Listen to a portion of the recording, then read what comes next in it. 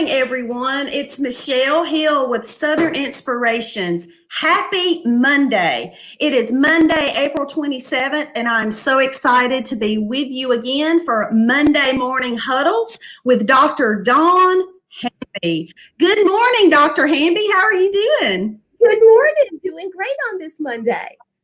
Good. Well, I'm so excited to be back once again for our Monday morning huddle. We have had some wonderful discussions and brought some great content.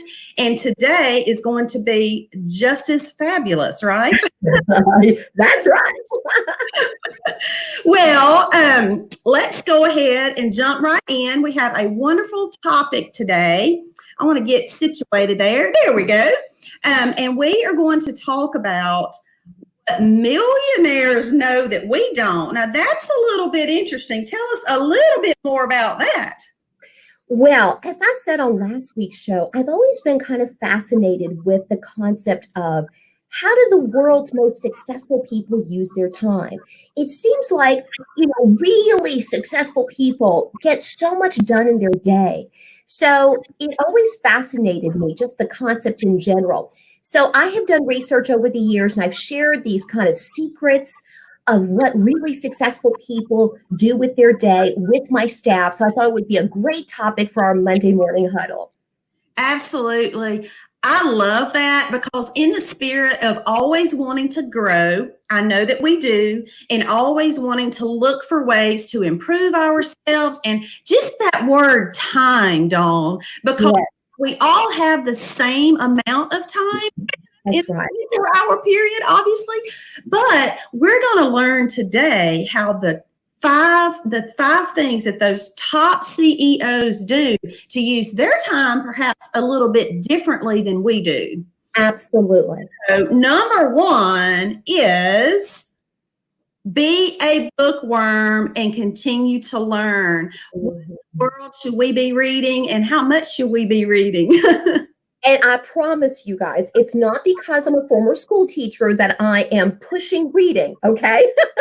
Okay, I'm glad you got that disclaimer in there. I'm putting in that disclaimer. It really is a secret of success, I promise you. So in doing the research, again, some of those top CEOs that Michelle was talking about, they just simply read more. They read more in terms of industry journals to keep up with their industry, but they also read more for fun. So in our tips, which remember, when we get done with the show, it's always available on my website at drdawnshoptalk.com. You can access the 5 tips we're going to talk about today. And in tip number 1, be a bookworm, I mentioned the fact that Americans on average are maybe reading about 2 hours per week. If you compare that to your top CEOs, they're on average reading about 5.5 to 6 hours per week. Now, with your really successful people, sometimes it's a lot more than that. For example, we're broadcasting today on Facebook. Did you know that our Facebook founder himself, Mark Zuckerberg, actually made the commitment to read a new book every other week? Now, he's not the only well-known businessman and entrepreneur that's so committed to reading. If you like Shark Tank like I do, you might be familiar with Mark Cuban. Mark Cuban actually reads about 3 hours a day. Now, he tends to focus a little bit more on industries that he's investing in, but an informed decision. That's what that's all about. So he's reading on average 3 hours a day related to those companies he's invested money in. Warren Buffett has an even bigger commitment to reading. He's been quoted many times as saying that he reads 80% of his day is committed to reading. He says he has this disgusting pile of books that's always by his chair. And he has told folks that it's his secret to success. So obviously, if you're spending 80% of your day reading, you're probably reading things for fun as well, novels and things like that, but definitely those industry journals, and whether it's an actual physical journal or whether you're subscribing to websites that keep you updated on what's going on in your industry, you guys, this is a huge one. So again, average American, about 2 hours per week. Those top millionaires and billionaires, they're reading on average 5.5 hours per week. So I think it's very doable. You think like that, and at first that might sound like a lot, but when and to break it down, and particularly, Dawn, if it's in an area of our industry, which is something that we're interested in, and it can only help us grow and to expand our knowledge and to become even better versions of ourselves. And so I love that. You've inspired me, as always, to get busy on my next book. Right. So, we know that we have to get to the word workout. That should be a part of all of our routines. But exactly. Perspective in terms of what CEOs are doing, you're saying it's much more than a workout. So it definitely is. Now, I think it's very fitting. I promise you guys, I did not plan this, Michelle. Okay. My coffee cup for today, one of my favorites. If y'all can read that, it says, I'm going to read it for you. It's very appropriate to step number 2. A balanced diet is a cookie in each hand. You like cookies and dessert like I do. Very appropriate. Well, I know that CEOs probably aren't having a cookie in each hand, but they do know how to balance. So how they need to, that's right. They're going to balance it by working out. You guys, the research is overwhelming on this. Your top CEOs are getting up early in the morning. They're getting that workout in because it's more than just trying to get that slimmer waistline. It really is. CEOs tell us, entrepreneurs tell us that it just focuses them for the day because they've had the beginning of their day starting with something they're committed to, starting with personal time for themselves before their day gets so busy and pulls them away from those goals. So let me just read you a little information about this. And again, this will be on our website. So for example, Apple CEO Tim Cook, do you know he gets up every day at 4:30 in the morning to go work out? Now, y'all have heard me say this. I am named Dawn because I like to stay up till dawn, not because I like to get up at dawn. So 4:30 might be a little hard for me. However, I could do a 5:30 or 6 a.m., or I could be committed to working out maybe after work. But I need tricks and tips to do that. I need to pack my bag or make sure that I am changing as soon as I get home, because otherwise, again, you get busy. So again, on average, there's a big difference. On average, Americans are working out maybe, again, 2 hours per week. That 2 hours is kind of a common theme when it comes to the average workout for Americans today. CEOs are averaging 6 hours per week. So big difference. And it's not just for CEOs that are traditional CEOs of businesses and big corporations.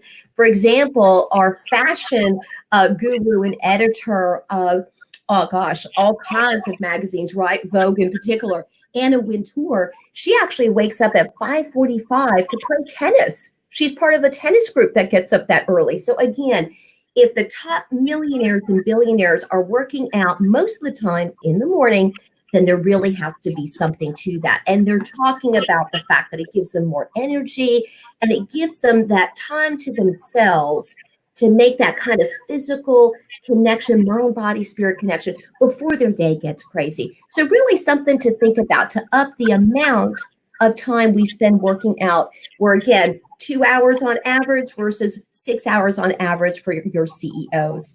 You know, that's kind of crazy to think about, that a top CEO would invest that much time on a daily, consistent basis to working out.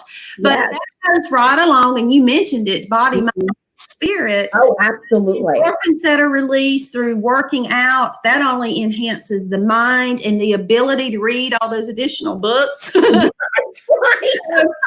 So I love that tip. I am, as you know, I am an early bird, but I'm not always working out. Right. I know I'm not working out that many hours, so I will have to work on that myself. So the next one is a little interesting because it's about social media. And you guys, we bring this to you as we sit here utilizing social media. That's right. You know, ourselves included, that we spend a lot of time on it. But number 3 is that we should spend less time, and that's not a bad thing, and it can work to our benefit. So tell us more about that, Dawn. Yes, and Michelle makes an excellent point. we are not saying, obviously, as we broadcast on a social media platform, that social media and being on social media is a bad thing. It's not. You may just want to kind of watch how much time you're spending. Because again, the whole concept of what do millionaires and billionaires do differently? This is one of those things. They are on social media, but maybe 2.5 to 3 hours per week on average. Compare that to the average American today who's spending up to 14 hours per week on social media. Now, when I talk about that 2.5 hours per week for those top millionaires and billionaires and CEOs, that doesn't necessarily include the time they're spending promoting their business. We're talking about the amount of time you would spend on social media, browsing social media, perhaps staying up to date even on friends and family. So again, compare that 2 to 2.5 hours compared to about 14 or 14.5 hours to the average American. So the amount of time that you're spending is what you want to be conscientious of. And that really is related to the amount of time you're spending outside of promoting your business if you're a business owner. So just something to kind of think about. Yeah, I think it's just approaching it from a more healthy perspective. Right. All of us are guilty of scrolling through social media just to be mindless. And I think those moments are okay. But before we know it, 5 minutes can turn into 5 hours. And we've not accomplished much. So speaking of just scrolling and being mindless, that leads us to number 4. And particularly in light of the current crises and that people have more leisure time on their hands. Yes. Number 4 is all about taking that leisure time and making it active. What do you mean by that, Dawn? This was a really interesting difference I felt. So, leisure time can mean so many different things, but there is what they would consider passive leisure time and active leisure time. So passive leisure time would be things like binge watching television. Now, you guys know I've said this before. I love me some Netflix. Oh my gosh, can we say Ozark? Wow. Okay. I can binge watch like the best of them. But do you know that on average, 73% of Americans are binge watching television shows in such great numbers that it's really taking so much time out of their day. So passive binge watching or passive TV watching, that's the most popular of the passive leisure time. Active leisure time would be things that help you engage. Now, right now, we can't engage in activities like sports. That's a very common one because of social distancing right now. But active leisure time can also refer to being passionate about causes you believe in and being engaged in those. So it could be church activities, which right now may just be online. It could be participating in a big charity event. Perhaps it's a walk for a charity or raising money for a charity. So active leisure time usually involves really being engaged with people, because even if you're watching your favorite Netflix show, like my husband and I do, my family and I do, you're not interacting, right? Because you're really involved in that show. And nothing wrong with that. But you want to watch out how many hours you're spending. Entrepreneurs are spending a lot less time on that passive time, right? Watching TV. And they're spending a lot more time going to networking events, promoting their business, or like I said, being passionate about a charity or a cause they really believe in. And so not only are they getting more done with their day because they're more active, but a lot of research says that they're just more fulfilled with how they're spending their time, because again, they're involved in work that is very important to them. So again, something else to think about. Yes, indeed. Before we go to our 5th and final tip of what our top CEOs do to use their time differently, I want to take just a moment to address a comment we've had, and it will take us back to number 1 about being a bookworm. Yes. Dr. Hamby, Christine wants to know, do Audible books and podcasts count as reading? Absolutely. Yes, they do. Audible and podcasts, very popular forms of reading. All the research supports that as well. It does not have to be a physical book. Having someone narrate that book to you has a similar effect as you reading the book yourself, right? So yes, Audible, great way to go. downloading free books from the library website, another popular way to go, and podcasts, of course. Now, podcasts, it really kind of depends on the podcast, because the podcast could even be classified as more active leisure time if the information in that podcast perhaps is supporting a big cause that you believe in. So that could actually take care of a couple of those steps. Yes, thank you for the question, Christine. We appreciate it. That's Absolutely. those little earbuds popped in. We don't have to be holding the paperback or the hardback to reread it, as long as we fill our minds with that knowledge and Absolutely.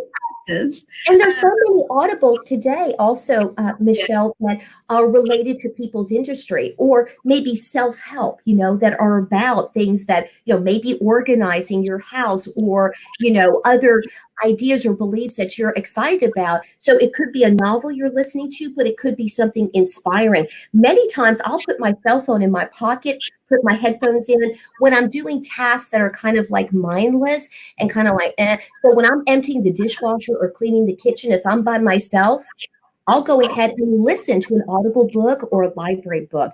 Great way to spend your time. Yes, indeed. Well, number 5 is going to be a little bit interesting. Yes. All of these things that these top CEOs do, they are also spending more time every day working. So you're really going to have to kind of explain this one. You have some explaining to do. I have some explaining to do, because nobody wants to hear that. Okay. Yes. Do we have research that shows that we've got entrepreneurs that are spending way too much time at work, as they build their businesses? Sure, we've got some millionaires and billionaires that admit that they're putting in 80 to 100 hours per week at work. But what's interesting about this statistic, you guys, is that was kind of the number as people were first starting out building their businesses.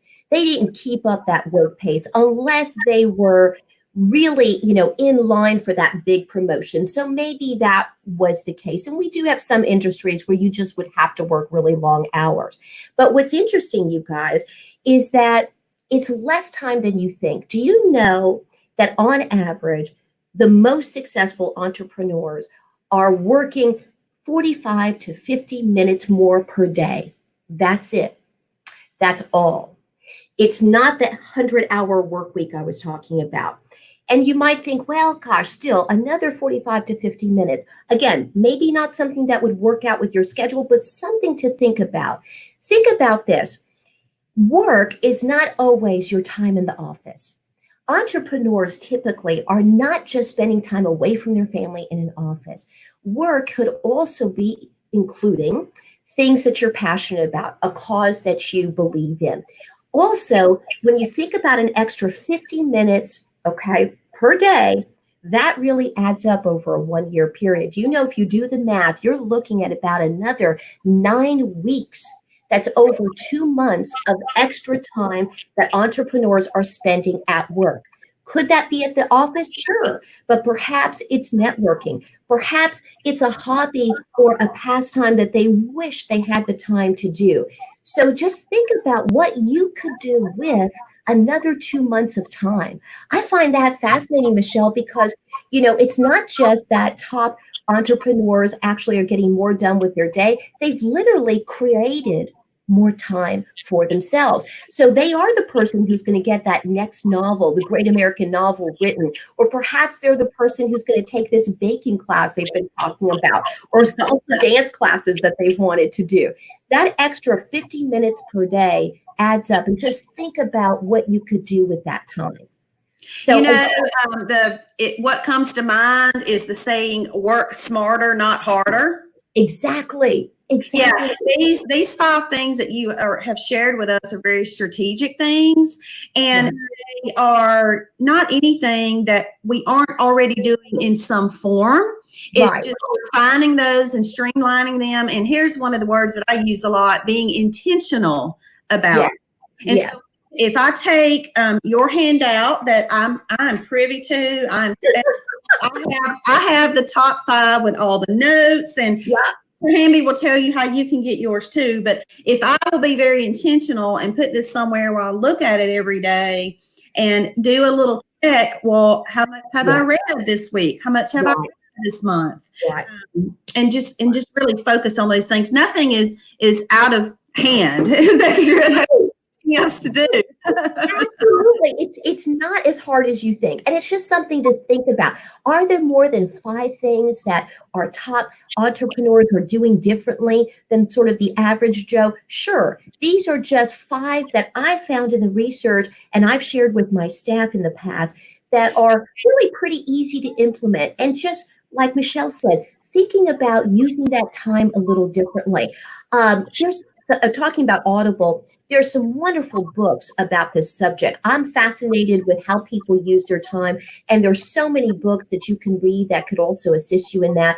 One book that I think really pushes the concept of time so well is a book by Laura Vanderkam, and it's called 168 Hours. Is the main part of that title. And the reason it's 168 hours is, you guys, we think about 24 hours in a day. When you think about 24 hours, it's hard to really think about getting so much done in that one day. But if you think of 160 hours per week, that's a lot of time. And do you know that if you take out the average 8 hours that we work 5 days a week, that's 40 hours per week, you take that off, you take the average 8 hours of sleep per night we're all supposed to get, maybe some of us do, maybe some of us don't, that's 56 hours you take off of there, right?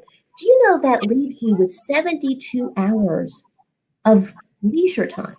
72 hours per week when you take the 8 hours off for work and 8 hours per night we're supposed to be sleeping, okay?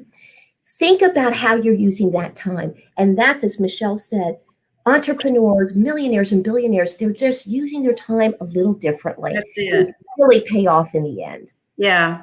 Exactly. Thank you so much for those 5 wonderful tips that come straight from the ones at the top. So at least to implement, if not all of them, to at least begin to incorporate those into our lives. So absolutely. Of what we talked about with each of those is this concept of time, and it's part of our lives.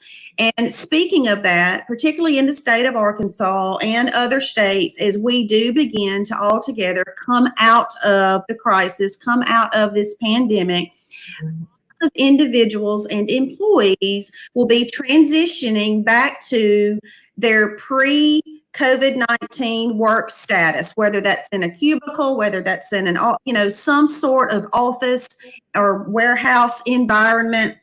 And so with that said, you and I have talked about with that is going to come transitions, transformations, new best practices, some changes on the individual level, the team level, the corporate level, all of those things. And it might even take a few months for us to even know where we're going to land. Mm-hmm. As we transition back, y'all, we're very excited to let you know because Dr. Dawn is one of those individuals who will potentially no longer be in a home office, but that does not mean that Monday morning huddles are going away. Oh no, she has way too good content to share. And so we will continue to bring you this huddle content, but beginning next Monday, a week from today, we will just call it the Monday huddle because we will no longer do the 7 a.m. live. We're going to look at doing more of a lunch and learn format. And so you can be looking for those times to be announced. So we just wanted to let you know more about that. And Dawn, share a little bit more with them about your transition and just speak to how this is going to work for us and let it serve as a reminder that others, we realize and understand and want them to use some tips that you shared in our previous conversations about making that transition. Absolutely. Absolutely. Transition can be scary, right? And so we thought it would just be a perfect topic because one of the presentations I offer with ShopTalk and also one of the concepts I offer with my career and life coaching clients is this idea of transition. In my opinion, you can really think of transition in different ways. Is it transitional or is it transformational? you have the power to make it one or the other. So as we all start transitioning back to work, and again, we don't know exactly when that's going to be, I shared with Michelle that I really want to be cognizant of the fact that, perhaps people's work schedules might change. It might be tough to tune in at 7 a.m. on a Monday, but the Monday huddle is all about tips for the week. Tips that I've shared with my staff, tips that I know have worked with our clients, with students, with friends and colleagues and family. And so we want to offer a Monday huddle, and lunchtime might be the perfect time to do that. As people transition back to work, and again, it might be next week, it might be a couple weeks after that, at least if around lunchtime, you could join us on your lunch hour, whether you're working back at your offices or still working at home, that might be a more flexible schedule for everyone. So the topic for next week is going to be my tips and my strategies on how to help you transition. And transition can be going back to work, but it can include a lot of other things. So we're going to talk about strategies to make transitions in life just a little bit smoother for you, so it's less overwhelming and less scary. Yes, I can't wait. I think that's going to be some just very fabulous content. And also, everyone, please remember that even as we adjust these times, you can always watch at any time, catch the replay on Dr. Dawn's website, on the Dr. Dawn ShopTalk Facebook page, on the Southern Inspirations Facebook page, on YouTube. We want to make this available to you at any time because we were in a mobile world before, and we will certainly continue to be in that mobile world to where you can view that content when it's convenient for you. So be sure and just know, we want you to tune in live. We love action, and we want you to continue to do that. But if there is a time that works better for you, particularly as you're implementing these things that these top CEOs do, we'll be part of your learning. So thank you for working with us as we ourselves transition to continue to bring you the valuable content. Well, a couple of more things before we close out today's episode, and that is something else we're going to do next week is announce the winner of the Stella and Dot bracelet. You guys know we have partnered with the Holly Rod Foundation, and they partnered with Stella and Dot to give back a percentage of the sales from the Stella and Dot products to go to Holly Rod Foundation that supports autism awareness and programs. So, Dawn, I know you've been collecting the names of people who have liked and shared and commented, and we're going to have just a real fun time announcing that winner. Absolutely. I have a master list. And again, I want to thank everybody for their support on Facebook and liking our Facebook page at Dr. Dawn's Shop Talk, and also the website. Thank you so much. So that's my way to thank our audience, and then also to help raise money for such a wonderful cause. So I have that list. I'll literally be printing that off, cutting that up, and then I believe, Michelle, going to do the live drawing. Is that right? That's right. We are. We're going to do a live drawing. So everyone stay tuned. You will see notification on both of our pages about when that will be. And that's just going to be so much fun. And let me see. I thought I had it handy. I'll show it one more time. It's so pretty, y'all. It's so delicate. It's got nice little colors throughout there. It's just real pretty. So I'm excited. It might be kind of hard for me to give this up, but I'm excited to see who our winner is. Well, y'all, it has been another fabulous, I think this has been one of my favorite episodes. I'm too. Yeah. Pumped up about this. Thank you to everyone who is continuing to support us. Dr. Dawn's Shop Talk, Dr. Dawn Hamby has so many wonderful trainings and presentations that are relevant now and will continue to be. And so you will see more and more information about that as we continue to work together. And thank you, too, for supporting Southern Inspirations and what I'm trying to do with bringing relevant educational and entertaining content. So speaking of entertainment, today we're going. Well, before I do that, Dr. Hamby, anything else you'd like to say before we close out? No, well, other than the fact that we're looking so forward to next week's episode as well about transition and announcing the winner. That's going to be wonderful. It's going to be fun. All right, everyone. Well, that is it. Today we are going to close out, speaking of entertainment, with Dr. Dawn ShopTalk 30-second promotion. So if you've not seen that, you're going to get a chance to see that now. And so everyone have a wonderful, blessed, productive week, and we'll see you again soon. Right. Happy Monday.